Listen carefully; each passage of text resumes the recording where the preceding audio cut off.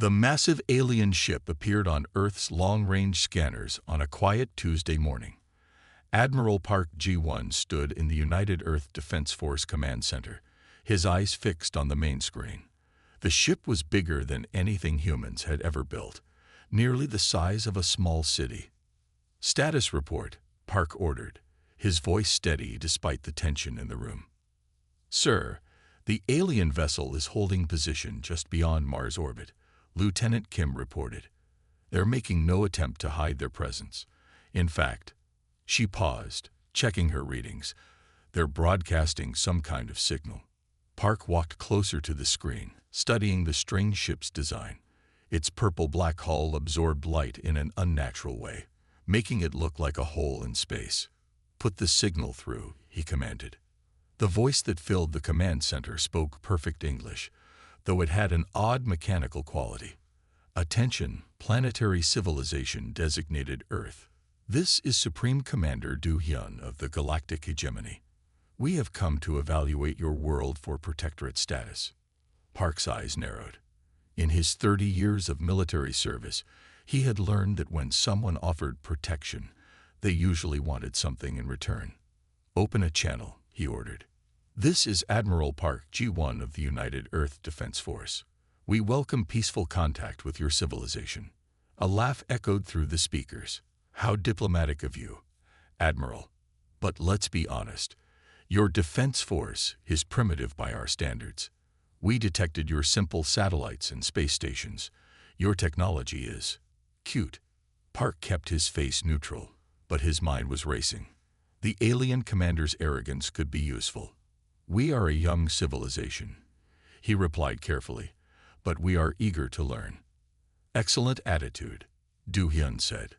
"We will begin by establishing a permanent hegemony presence on your moon. This is non-negotiable. Resist, and we will demonstrate our power in ways you cannot imagine." After the transmission ended, Park turned to his second-in-command. "Contact the Earth Council immediately. And get me everything we have on that ship. Every scan, every reading." Behind closed doors, Park met with Director Yoon Hae-yeon of the Earth Council. The director's usual calm demeanor was shaken. "They're already setting up a base on the moon," she said, showing Park the latest satellite images. "What are our options?" "Limited, if we show our full hand," Park replied. He pulled up a classified file on his tablet. "But there's something they don't know. Remember that alien scout ship that crashed in the Gobi Desert 3 years ago?" Yoon's eyes widened. "The one we kept secret from the public?" Park nodded. "Dr. Choi and his team have been reverse engineering its technology. We're not as primitive as the hegemony thinks." He showed her another file. "And there's more. We've detected transmissions from other alien ships at the edge of our solar system. The hegemony isn't telling us everything. You think there's more going on?" Yoon asked. "I think," Park said carefully, "that Supreme Commander Do-hyun's arrogance is going to be his biggest mistake. We should play along for now. Let them think we're the simple civilization they expect us to be." Over the next few weeks, Earth watched as the hegemony built their moon base. Do-hyun made regular announcements about the benefits of protectorate status, while subtly threatening any resistance. But beneath the surface, humanity was far from idle. In underground facilities around the world, Dr. Choi Sung-min and his team worked tirelessly, combining human innovation with the recovered alien technology. In military bases, soldiers trained with new weapons developed from their discoveries. And in the Earth Council chambers, leaders planned for a confrontation they knew was coming. Admiral Park stood at his office window one evening, watching the moon rise. The hegemony base was visible now, a dark spot on the lunar surface. His computer chimed with a new report. The hegemony was constructing weapon platforms, despite their promises of peace. "Time to show them," he muttered, "that they picked the wrong planet to bully." He opened a secure channel to all Earth's hidden defense installations. "Begin Operation Silent Shield. Let them think we're weak. For now." The real game was just beginning, and humanity was ready to show the galaxy Why you should never underestimate Earth. Supreme Commander Do-hyun's hologram towered over the Earth Council chamber. His image flickered as he looked down at the assembled human leaders with obvious disdain. Director Yoon Hae-yeon sat at the head of the council table, her face carefully neutral as she listened to his demands. "Your time for consideration is over," Do-hyun announced. "The hegemony requires your answer within 24 hours. Accept our protection, or face the consequences of your defiance." After the transmission ended, the council room erupted in heated discussion. Director Yoon raised her hand for silence. "We need to hear from our hegemony contact," she said. "Ambassador Lee Min-ki, please share what you know." The Korean-born ambassador, who had been working with the hegemony for the past month, stepped forward. His hands trembled slightly as he placed a data crystal on the table.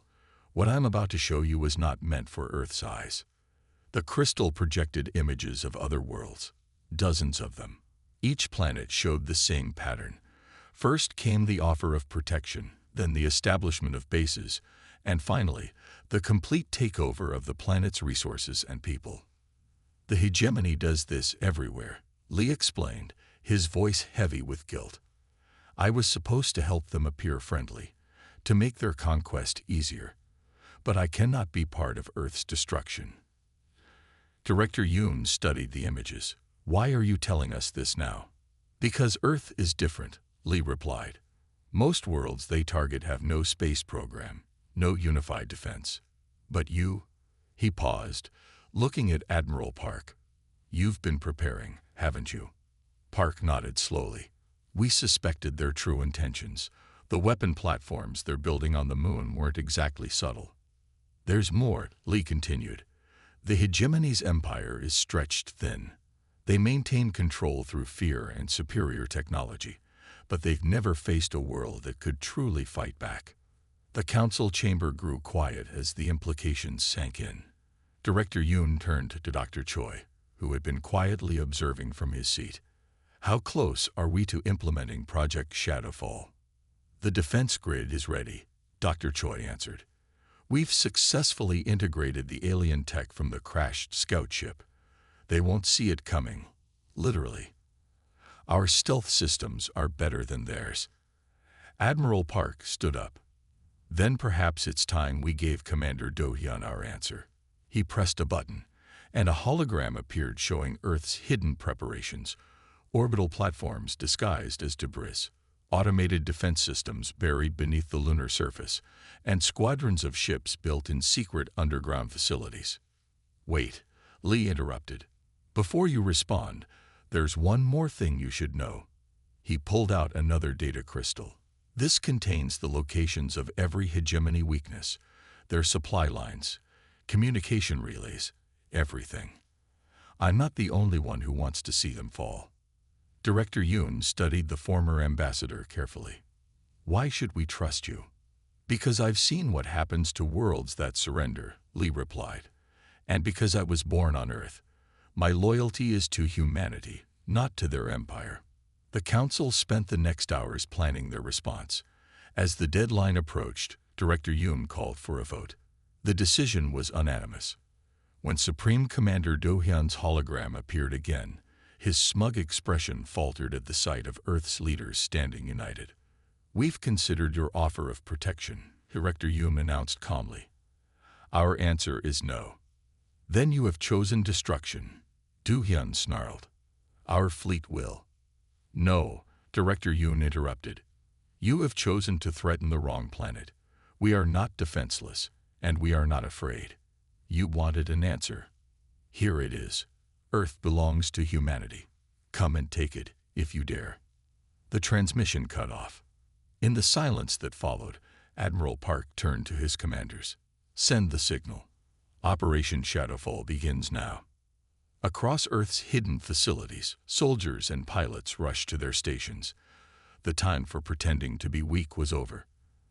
The hegemony was about to learn why you should never underestimate humanity's ability to defend its home. Deep beneath the Rocky Mountains, General Kim Tai, he walked through a massive underground hangar.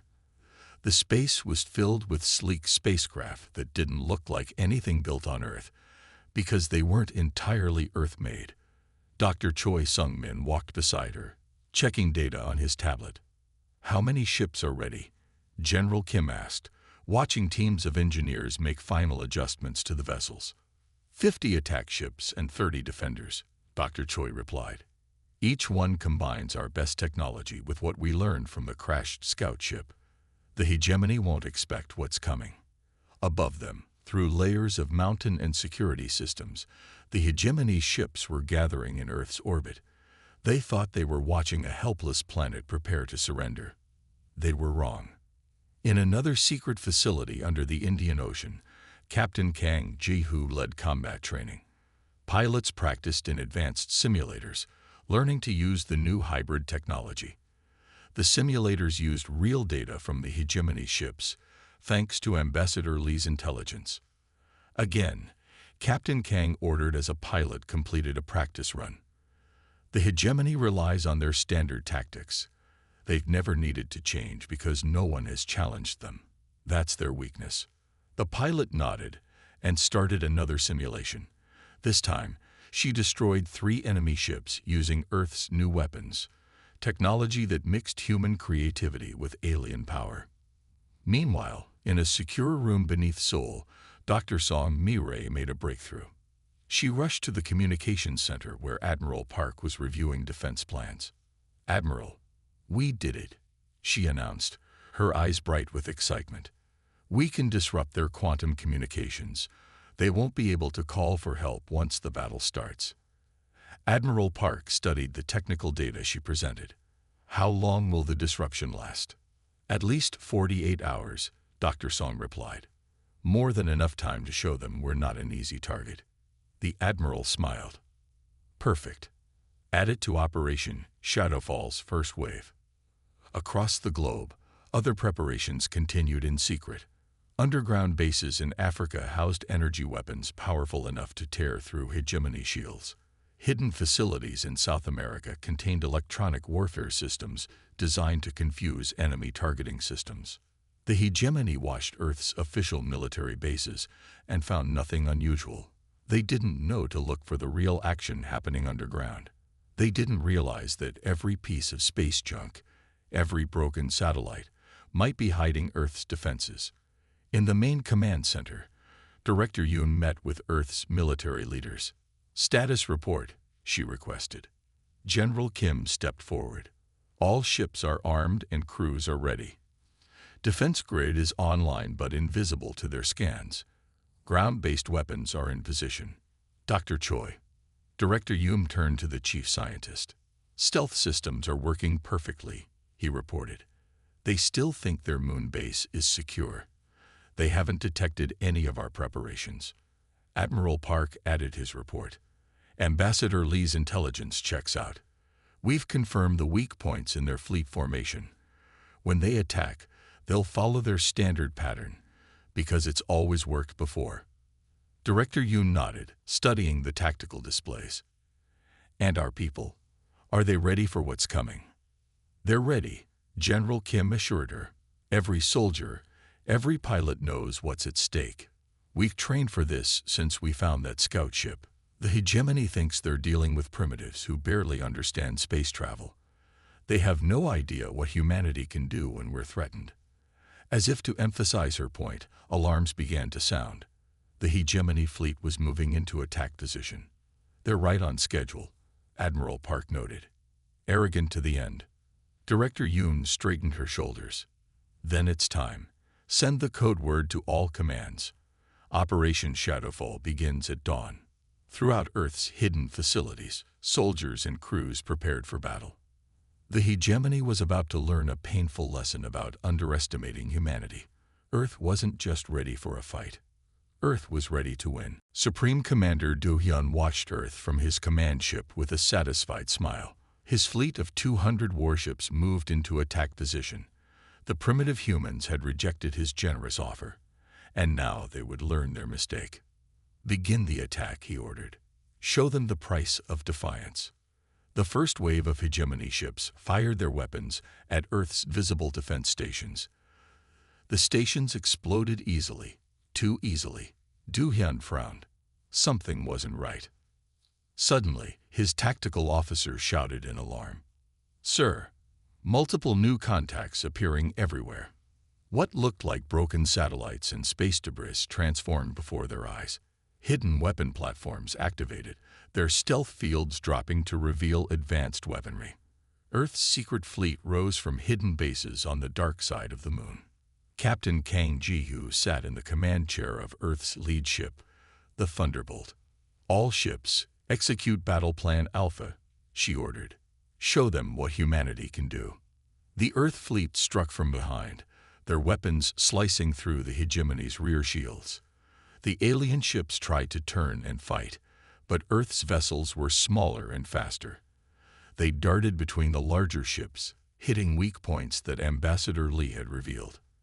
In orbit, hundreds of small fighters emerged from their hiding places in Earth's debris field.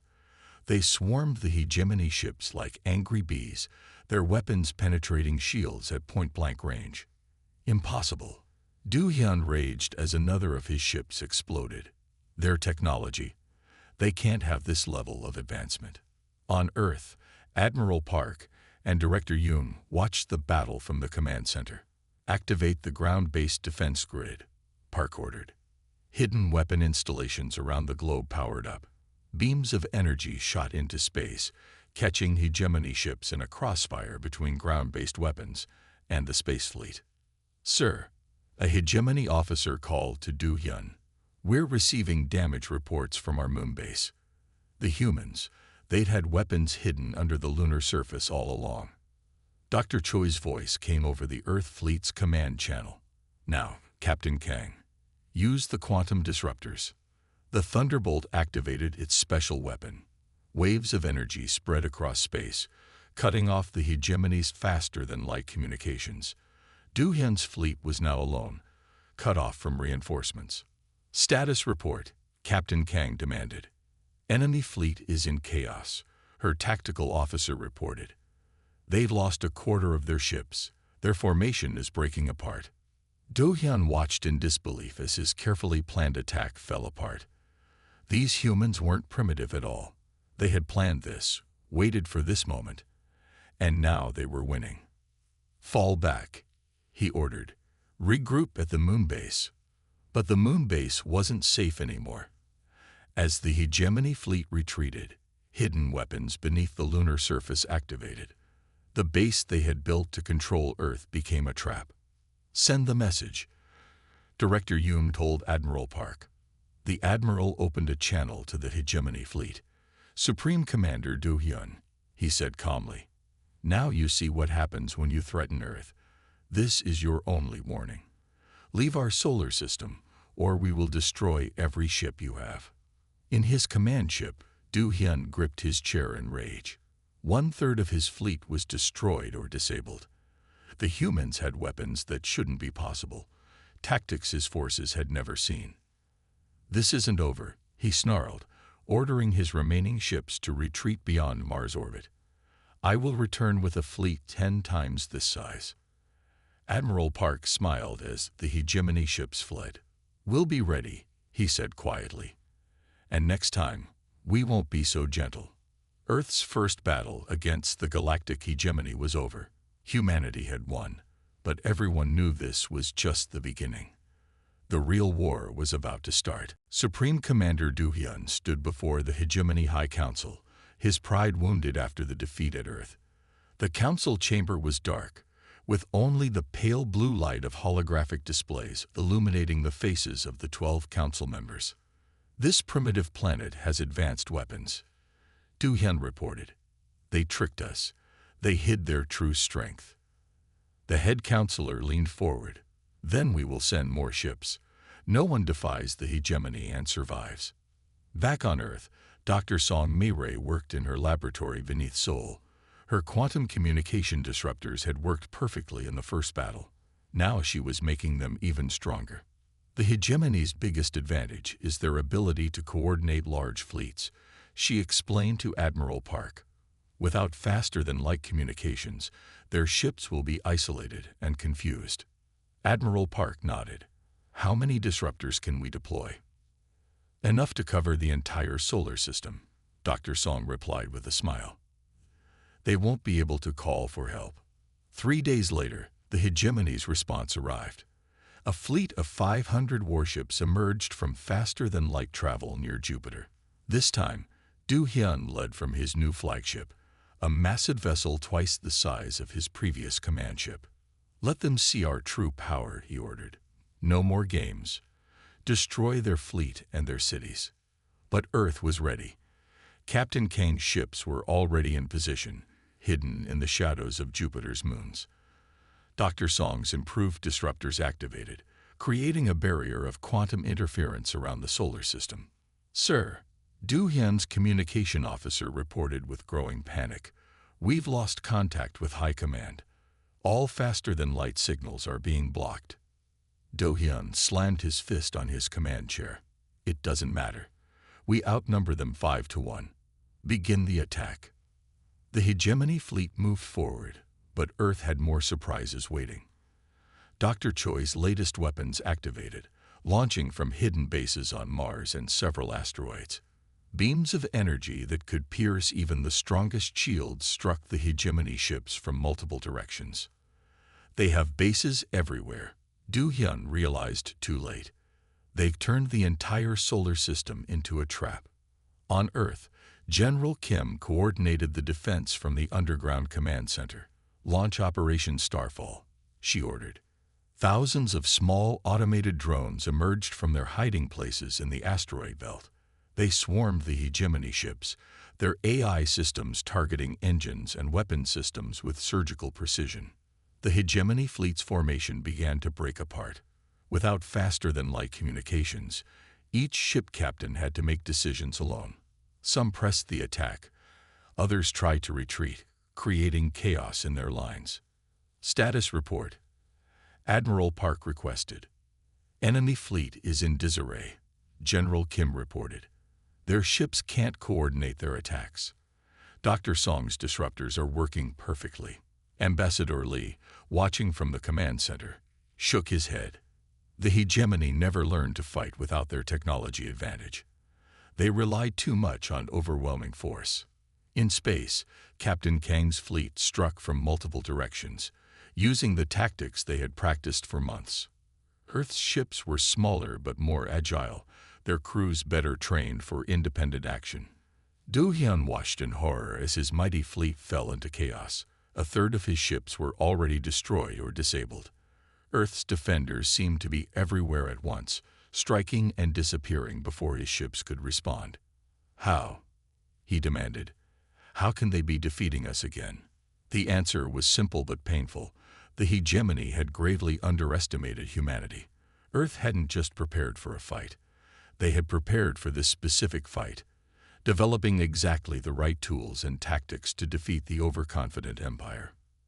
As Du Hyun ordered yet another retreat, Admiral Park sent him a final message. Perhaps now you understand. Earth is not your prey.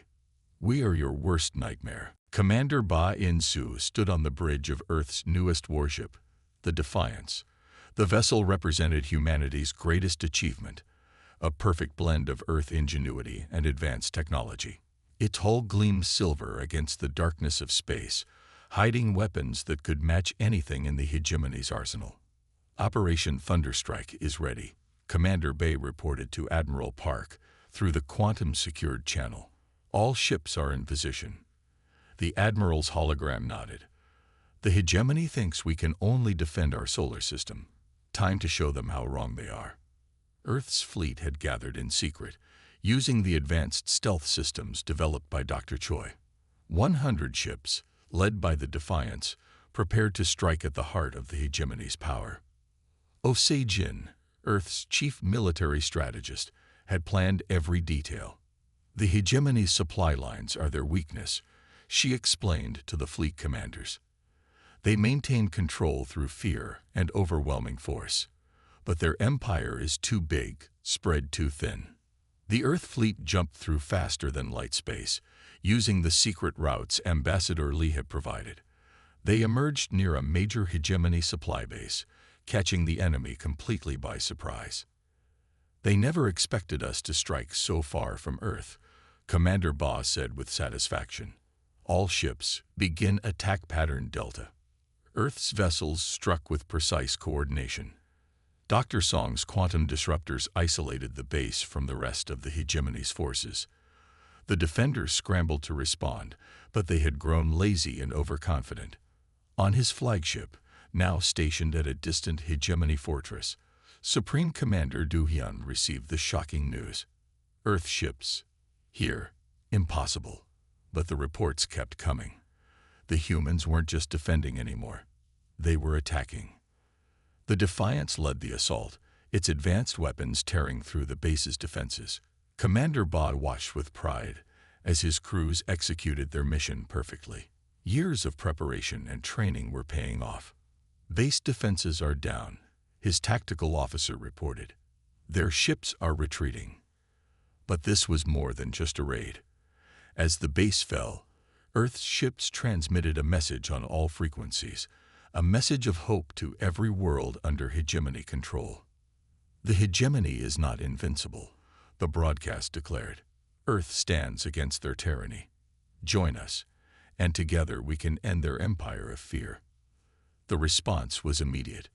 On dozens of subjugated worlds, resistance movements that had been waiting for this moment sprang into action. The hegemony's forces found themselves fighting on multiple fronts as their supposedly loyal subjects rose up against them. Admiral Park watched the reports flood in from the command center. Phase 2, he ordered. Launched the cyber attack. Earth's best computer experts, led by Dr. Choi, unleashed viruses that infected the hegemony's military networks. Ships lost power, weapons failed, and communication systems crashed. This is impossible. Du Hyun raged as his mighty empire began to crumble. They're just primitives. But Earth was far from primitive. Every victory, every successful strike showed the galaxy that humanity had surpassed their would-be conquerors. The hegemony's greatest mistake wasn't just attacking Earth. It was giving humans time to prepare, to learn, and to plan. Commander Ba looked out at the burning supply base, now under Earth's control. Send word to Admiral Park, he ordered. Operation Thunderstrike is a success. We're ready for the next phase. The war had reached its turning point. The hegemony was no longer the hunter. They had become the hunted, and humanity was proving to be a far more dangerous enemy than they could have imagined. Colonel Nam Hae-jin walked through the grand halls of the former hegemony base on Mars, now serving as Earth's diplomatic center. Representatives from 20 different alien worlds had gathered here, each one seeking alliance with the humans who had dared to challenge the mighty hegemony. Your victories have given us hope, said the delegate from Proxima Centauri, his translator converting his musical language into English. For centuries, we believed the hegemony was unbeatable. Colonel Nam smiled. Together, we are stronger than they ever imagined possible. She led them to a large conference room where Admiral Park waited to address the gathered representatives. Meanwhile, in deep space, the hegemony's empire continued to fall apart. Supreme Commander Du Hyun faced the angry holographic projections of his superiors on the High Council. You promised an easy victory, the head counselor said, his voice cold with fury. Instead, you have brought us to the brink of collapse. These humans share their technology with every world that joins them. Give me more ships, Du Hyun pleaded. One final assault to crush these upstarts. There are no more ships to send, another counselor interrupted. Half our fleet is tied up fighting rebellions across the empire. These humans have inspired everyone we ever conquered to rise up against us. Back on Earth, Dr. Choi and Dr. Song worked together in their main laboratory, analyzing data from the latest battles. Their combined research had produced weapons that could now outmatch anything the hegemony possessed. Their technology isn't advancing anymore, Dr. Choi observed. They've relied on fear for so long. They forgot how to innovate. Dr. Song nodded. And now every breakthrough we make is shared with our allies. The hegemony can't fight the entire galaxy. In orbit around Earth, Captain Kang's fleet had grown. Ships from liberated worlds now trained alongside Earth vessels, learning the tactics that had proven so effective against their former oppressors. "Form up on my wing," Captain Kang ordered as a group of alien ships practiced the complex maneuvers. "Remember, the hegemony expects everyone to fight like they do. Our strength is in being unpredictable." The war had changed dramatically. What started as Earth's fight for survival had become a galaxy-wide revolution. Colonel Nam's diplomatic efforts had turned former hegemony subjects into strong allies. "We have reports from the core worlds," Colonel Nam told Admiral Park during their daily briefing. "The hegemony's own citizens are beginning to question their leaders. They've never experienced defeat before." Admiral Park studied the strategic display, showing the rapidly changing map of the galaxy. "And Du-hyun?" "Growing desperate," Colonel Nam replied. "Our intelligence suggests he's losing support even among his own officers. They've seen too many defeats." The Admiral smiled. "Then it's time for the final phase. Contact Commander Ba. Tell him to prepare Operation Liberty." Across the galaxy, the message spread. Earth wasn't just fighting for itself. It was fighting to free every world from the hegemony's oppression. And they were winning. In his command center, now hidden in the outer regions of hegemony space, Du-hyun watched his empire crumble. The humans had done more than defeat his military. They had shown the galaxy that resistance was possible. Each passing day brought news of another world declaring independence, another fleet joining Earth's alliance. The great galactic hegemony was falling, brought down not just by Earth's weapons, but by the hope they had given to others. The age of empire was ending, and a new era of freedom was about to begin. Ambassador Park Min-jae stood in the Great Hall of the newly formed Galactic Confederation. Representatives from over 200 worlds filled the chamber, their voices a mix of different languages as they prepared to sign the historic agreement. Earth, once dismissed as a primitive world, now stood as the birthplace of galactic freedom. Supreme Commander Du-hyun knelt before the assembled representatives. His once pristine uniform was wrinkled, his proud bearing broken. The last remnants of his fleet had surrendered just days ago, after Earth's alliance launched Operation Liberty. "The hegemony is finished," Du-hyun admitted, his voice hollow. "We surrender unconditionally." Admiral Park stepped forward, looking down at the fallen commander. "You came to Earth expecting to find easy prey. Instead, you found humanity's strength." Director Yoon Hae-yun, now serving as Earth's chief representative to the Confederation, addressed the assembly. "Today marks the end of empire and the beginning of partnership. No species shall dominate another. We will go forward together as equals." The gathered representatives cheered. Dr. Choi and Dr. Song sat among them, proudly watching as their technological innovations were shared freely with all member worlds. Their breakthroughs would now benefit everyone, not just Earth. Captain Kang's fleet patrolled outside, joined by ships from dozens of worlds. The combined fleet represented the Confederation's new defensive alliance, not to conquer, but to protect. "Look how far we've come," Colonel Nam said to Ambassador Lee as they watched the proceedings. "From hiding our strength to leading the Galactic Alliance." Ambassador Lee nodded. The hegemony's greatest mistake was thinking that being younger meant being weaker. They never understood that humanity's greatest strength is our ability to learn and adapt. In the center of the hall, Commander Ba presented the final reports of Operation Liberty. The campaign had freed the last hegemony-controlled worlds without a single civilian casualty. Earth's strategic brilliance had won not just the war, but the peace that followed. "We choose a different path," Director Yoon announced to the assembly. "The hegemony ruled through fear. We will lead through cooperation and mutual respect." The first act of the new confederation was to establish the Galactic Scientific Exchange. Dr. Song would lead the project, ensuring that technological advances would benefit all member worlds. "Your punishment," Admiral Park told Du-hyun, "will be to watch as we build everything you tried to prevent. A galaxy united in peace, not fear." Ambassador Park stepped up to the podium. Let the history books record this day, the day when the galaxy learned that Earth was not a primitive world to be conquered, but a force for change. We have all learned valuable lessons. He looked out at the assembled representatives, seeing hope in every face. The hegemony thought they could simply take what they wanted. They learned too late that humanity does not bow to threats. We fight. We adapt. We overcome. The signing ceremony began. One by one, representatives from each world added their marks to the Confederation Charter.